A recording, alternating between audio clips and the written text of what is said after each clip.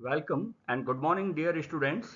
आज हम पढ़ने जा रहे हैं क्लास 10 इंग्लिश का एक beautiful chapter A baker from Goa, जो ग्लिम्पसेस ऑफ इंडिया का पार्ट 1 है।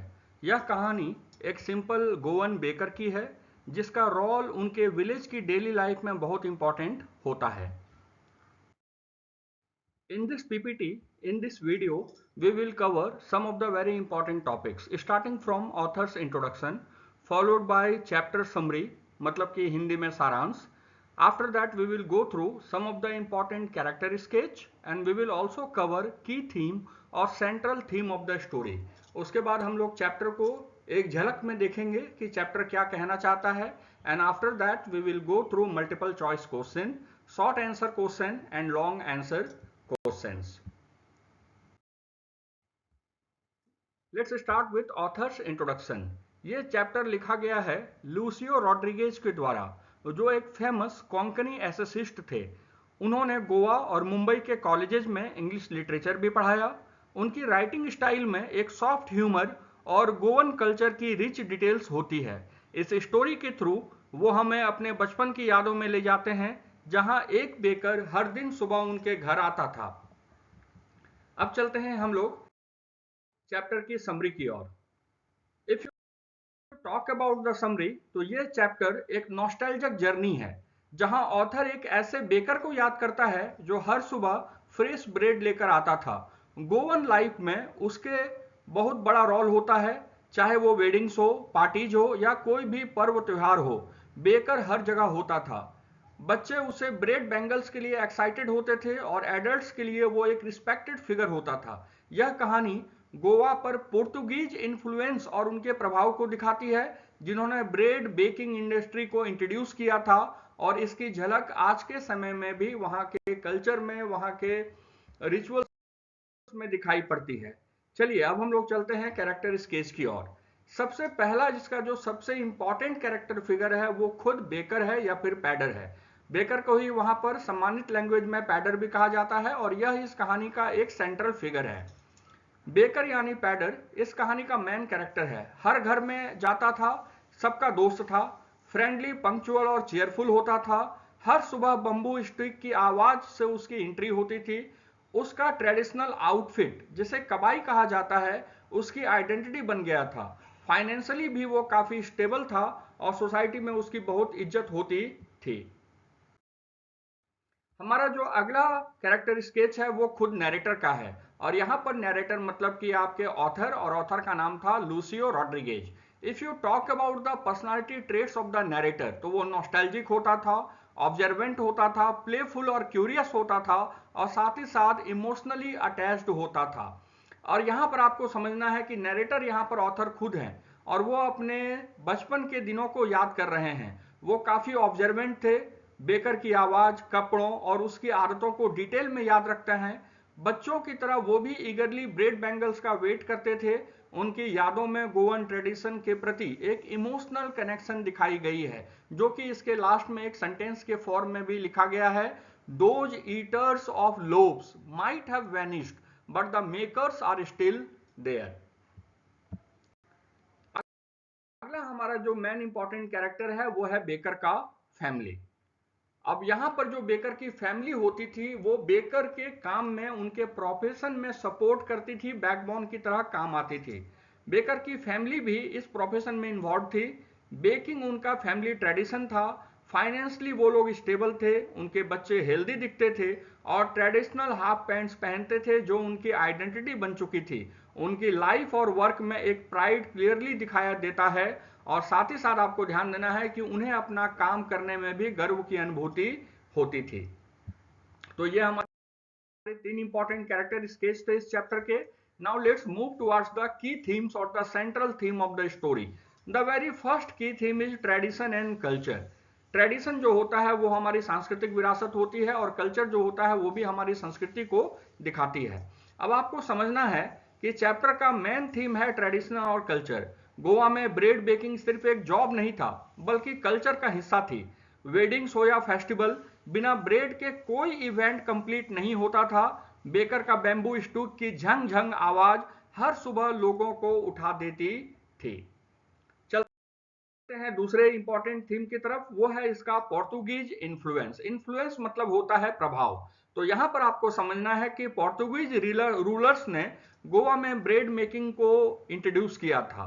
जब उनका रोल खत्म भी हो गया, फिर भी उनकी लेगेसी, जो उनका ब्रेड इंडस्ट्री था, जो वहाँ के बेकर्स थे, वो गोवा में सरवाइव करती रही। बेकर्स ने उनके ट्रेडिशनल को कंटिन्यू रखा और यह प्रोफेशन आज भी जिंदा है और फल फूल रहा है। That's why we have a very important sentence. The Portuguese might have gone, but the bakers are still there. अगर हम बात करें अगले की थीम की, तो वो होता है चाइल्डहुड मेमोरीज और नॉस्टैल्जिया। अब यहाँ पर आपको समझना है कि चैप्टर में बचपन की यादों को दिखाया गया है, दर्शाया गया है। बेकर की बैम्बू स्टू की आवाज सुनते ही बच्चे उठ जाते थे, ब्रेड बैंगल्स का वेट करते थे, उसके बास्केट में झांकते। ये इनोसेंस और ये एक्साइटमेंट ब्यूटिफुली डिस्क्राइब की गई है। He used to greet the children and throw the loaves into the house. अगले की थीम की अगर बात करें तो वो होता है रिस्पेक्ट फॉर ट्रेडिशनल ऑक्यूपेशन। वहां का जो पारंपरिक पेशा था, उसके लिए लोगों के मन में सम्मान होता था। ये स्टोरी एक इंपॉर्टेंट लेसन भी देती है कि ट्रेडिशनल जॉब या पारंपरिक काम जो होते हैं वो भी रिस्पेक्ट डिजर्व करती हैं। बेकर सिंपल लाइफ जीता था, पर उसका काम डेडिकेशन से भरा था। उसके प्रोफेशन ने उसे इज्जत, पैसा और एक सिक्योर लाइफ भी दिया था। अब अगर बात करें तो हमारा जो अगला की थीम है वो है चेंज वर्सेस कंटिन्यूटी। मतलब कि परिवर्तन तो होता है, लेकिन परिवर्तन जो होता है वो सतत और कंटिन्यूअस फैशन में चलता रहता है। आज दुनिया कितनी बदल गई है, लेकिन कुछ ट्रेडिशन आज भी सरवाइव करते हैं। बेकर की डेली प्रेजेंस एक ऐसी ही कंटिन्यूटी को दिखाती है, एक निरंतरता को दिखाती है जो हमें हमारे कल्चर से जोड़ती है। तो ये इस चैप्टर के कुछ की थीम्स थे। अब हम लोग चलते हैं चैप्टर को, जिसको हमने थोड़े थोड़े शॉर्ट नोटेशंस में बांट दिया है, और यहाँ पर चैप्टर को हम लोग थोड़े से ब्रॉडर एंगल से समझने की कोशिश करेंगे। तो सबसे पहले समझना है the relevance of traditional bakers, कि ये जो पारंपरिक जो केक बनाने वाले थे, बेकर्स जो हुआ करते थे, उनका महत्व क्या था। तो नरेटर कहते हैं कि पोर्तुगीज रूल चला गया, पर उनका ब्रेड बेकिंग इंडस्ट्री गोवा में आज भी जिंदा है। पैडेर यानी विलेज बेकर आज भी हर सुबह इंथुसियाज्म के साथ ब्रेड बेचता है। Those eaters of loaves might have vanished, but the makers are still there. बात करते हैं अब हम लोग childhood memories of the baker, कि आखिर लेखक के मन में उस बेकर को लेकर क्या बचपन की यादें आज भी जीवित हैं। जब बैम्बू स्टिक की झंग झंग आवाज आती थी, बच्चे एक्साइटमेंट में उठ जाते थे। लोब्स में उनकी इंटरेस्ट कम थी, ब्रेड बैंगल्स में ज्यादा। स्वीट रिंग शेप्ड ब्रेड उनके लिए एक ट्रीट होती थी। बेकर आता, सबको ग्रीट करता और बास्केट से लोब्स फेंकता था। ये सीन नैरेटर ने बहुत बड़े प्यार से याद किया है। Children would rush to greet the baker, hoping for a treat from his basket. चलते हैं हम लोग बेकर्स के डेली रूटीन की तरफ। बेकर कबाई पहनकर सुबह सुबह आता, एक हाथ से बास्केट संभालता और दूसरे हाथ से बैम्बू स्टिक से दरवाजा नॉक करता। बास्केट को बैम्बू स्टिक पर स्टैंड पर रखकर वो सबको स्माइल के साथ ग्रीट करता था। ये उसकी रोज की रूटीन होती थी। चलते हैं अगले स्लाइड की ओर। The social importance of bread in Goa. इस स्लाइड में बताया गया है कि ये जो ब्रेड होते थे, केक होते थे, इसका गोवा के सामाजिक जीवन में क्या महत्व था। तो गोवा में ब्रेड सिर्फ फूड नहीं होता है, इट वॉज कल्चर। ये सांस्कृतिक विरासत का हिस्सा था। हर इवेंट में, वेडिंग्स हो, फीस्ट हो, पार्टीज हो, बेकर का आना जरूरी था। ब्रेड, स्वीट बंस, बोल और केक्स के बिना कोई भी सेलिब्रेशन कंप्लीट नहीं होती थी, इसलिए बेकर को हाई रिस्पेक्ट भी मिलता था। Marriage gifts are meaningless without the sweet bread known as bol. तो ये पॉइंट आपको याद रखना है कि शादियों में जो मीठा ब्रेड दिया जाता था उसे बोल बोला जाता था। चलते हैं हम लोग अब बेकर्स के अपीयरेंस और उसके फाइनेंशियल स्टेटस की ओर, कि रूप रंग में वो देखने में कैसा दिखता था, और पैसों के मामले में, आर्थिक समृद्धि के मामले में वो कैसे होते थे। तो बेकर का लुक ही उनकी असली प्रोस्पेरिटी का सिंबल होता था। कबाई पहनते थे, बाद में हाफ पैंट्स भी पहनने लगे। नरेटर कहते हैं कि वो और उसकी फैमिली हमेशा वेल फेड लगते थे। उनका प्लम्प फिजिक, मतलब कि वो गोल मोल थोड़े से दिखते थे, कि उनका बिजनेस जो है वो काफी अच्छा चलता था और वो आर्थिक रूप से काफी समृद्ध भी माने जाते थे। दैट्स वाई इस पीपीटी के लास्ट में आपको मेंशन किया गया है, he was respected and his family was financially stable, proving the value of the baking profession. अब चलते हैं हम लोग इसके लास्ट सेगमेंट की तरफ, enduring legacy of bakers in Goan life, कि अभी भी आपके गोवा के जीवन शैली में बेकर्स का जो लेगेसी है, उनका जो महत्व है, उसकी झलक आज भी दिखाई पड़ती है। आज भी गोवा में बेकिंग की लेगेसी सर्वाइव कर रही है, चाहे जमाना बदल गया हो, ट्रेडिशंस जारी हैं। ये चैप्टर उन्हीं ट्रेडिशन को सैल्यूट करता है जो हमें हमारे कल्चर से कनेक्ट करते हैं। तो यहां तक हमने चैप्टर्स को पूरा अच्छे से ओवरव्यू कर लिया है। अब यहां से हम लोगों का एमसीक्यू शुरू होता है। मैं क्वेश्चन रीड करता हूं और साथ में आपको करेक्ट आंसर भी बताते चलता हूं। Where where bakers specially found in India? Options are Goa, Karnataka, Assam and D all of the above, और आंसर इसका सही होता है आपका गोवा।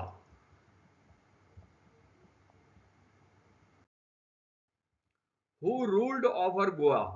गोवा में किसका आपका शासनकाल रहा है? British, Portuguese, French, Dutch. Correct answer is option B, Portuguese. Question 3, in the olden days the baker in Goa was known as, पुराने दिनों में बेकर को किस नाम से जाना जाता था? Option A baker, option B pader, option C kabai, option D bolinhas, and the correct answer is option B, pader. What did the children like to buy? बच्चे क्या खरीदना पसंद करते थे? Option A bread, option B bangle bread, option C bol, option D cake, and the correct answer is option B, bangle bread. Which name is use for the sweet bread? Sweet या मीठे bread के लिए कौन सा नाम इस्तेमाल किया जाता था? Option are A bol, B kabai, C pader, option D cake, and the correct answer is option A, bol. Next question is the bakers used to wear, bakers क्या पहनना पसंद करते थे? Option A kabai, option B bol, option C pader, option D all of the above, and the correct answer is option A, kabai. Question number 7, when were the bills collected, वो अपने पैसे कब मांगने आता था? Option A daily, option B weekly, option C fortnightly, option D at the end of the month, answer is option D, at the end of the month. What type of peoples are baker? Baker कैसे इंसान हुआ करते थे, कैसे लोग हुआ करते थे? Option A poor, option B prosperous, option C both, option D starving, and the correct answer is option B, prosperous. Question 9, bakers usually had which kind of physique, देखने में बेकर्स कैसे दिखते थे? Option A weak, option B plump, option C sick looking, option D very lean, and the correct answer is option B, plump. Moving to question 10, the elders in Goa are nostalgic about, Goa के बड़े बूढ़े किस चीज को याद करते थे? Option A the Portuguese people, B the good old Portuguese days, option C their famous loaves of bread, option D all of the above, and the correct answer is option D, all of the above.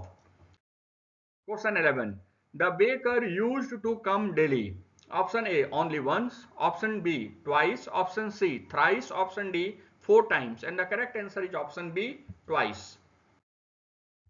Who is the author of the lesson A Baker from Goa? A Baker from Goa किन के द्वारा लिखा गया है? Option A Lucio Rodrigues, option B Lokesh Abrol, option C Arup Kumar Datta, option D Gavin Maxwell, and the correct answer is option A Lucio Rodrigues. Question 13, why were the furnaces described as time tested?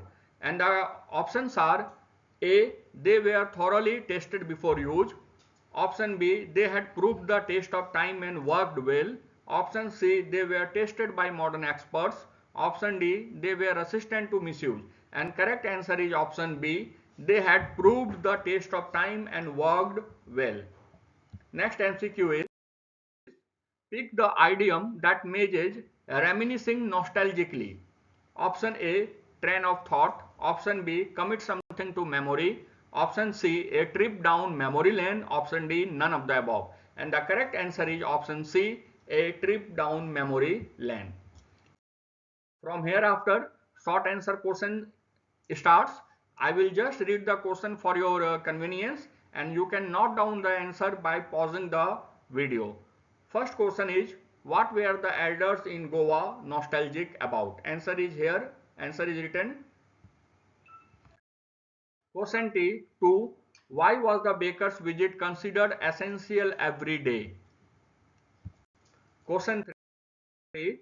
How did children react to the baker's arrival? How did children react to the baker's arrival? Question 4. Why did the baker wear in the old? What did the baker wear in the old days? इसका answer हम लोग कई बार देख चुके हैं, कबाई कहा जाता था. Question 5. How can you say that baking was a profitable profession? आप कैसे कह सकते हैं कि बेकिंग जो था ये एक कमाई वाला एक आपका प्रोफेशन या व्यवसाय था? यहां से लॉन्ग आंसर क्वेश्चन स्टार्ट होते हैं, जिसको आप लोग वीडियो पॉज करके यहां से नोट डाउन कर सकते हैं. पहला क्वेश्चन है, describe the role of baker in the traditional Goan village life. आपको पारंपरिक गोवा का जो एक गांव का जीवन होता है उसमें बेकर की क्या भूमिका होती है उसे बताना है. Question 2 is, what does the chapter A Baker from Goa tells us about the Portuguese influence on Goan culture? इस चैप्टर को पढ़कर आप कैसे बता सकते हैं कि गोवा के कल्चर में पोर्तुगीज का भी प्रभाव दिखाई पड़ता है. Question number 3 is, after reading the story a baker from Goa, do you think our tradition, heritage, values and practices are the roots that nourish us? Why और why not? And the last question is, how do we know that Goa bakers are very prosperous? आप कैसे बता सकते हैं कि गोवा के जो bakers होते थे वो काफी खुशनुमा और काफी ज्यादा मतलब आर्थिक रूप से संपन्न हुआ करते थे. And the next question is, what is the importance of bread for the गोवंस? Goan के लिए उनके जीवन में ब्रेड की क्या महत्व है? या फिर why was the bakers furnace essential in a traditional Goan village? एक आपके गोवा के गांव में बेकर का जो फर्नेस होता है, चूल्हा होता है, वो क्यों महत्वपूर्ण होता था? आंसर यहां लिखी गई है, जिसे आप लोग नोट डाउन कर सकते हैं. और इसी के साथ आज का सेशन हमारा फिनिश होता है. Thank you so much and kindly do like the video, kindly share it among the needful, और कमेंट सेक्शन में जरूर बताएं कि अगली वीडियो आपको किस टॉपिक पर चाहिए. Thank you so much and have a lovely day.